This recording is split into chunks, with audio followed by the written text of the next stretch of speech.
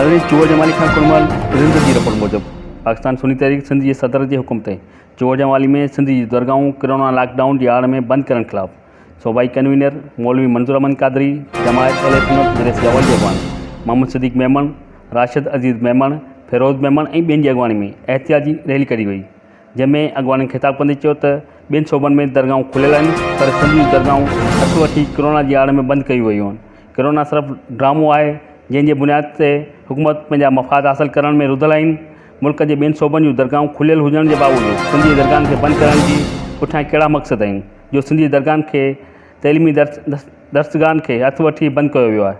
सियासी ऐं गैर सियासी जलसनि में जिते लखे माण्हू गॾु थियनि था उते कोरोना जो को बि डपु न आहे।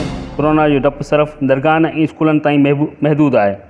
हुननि मुतालबो कयो त फौरी तौर ते सिंधी जूं दरगाहूं खोले दरगाहनि जे ज़ाइरीन ऐं अक़ीदतमंदनि मां परेशानी जी लहर ख़तमु कई वेंदी। ॿी सूरत में एहतियात जो दाइरो वधायो वेंदो।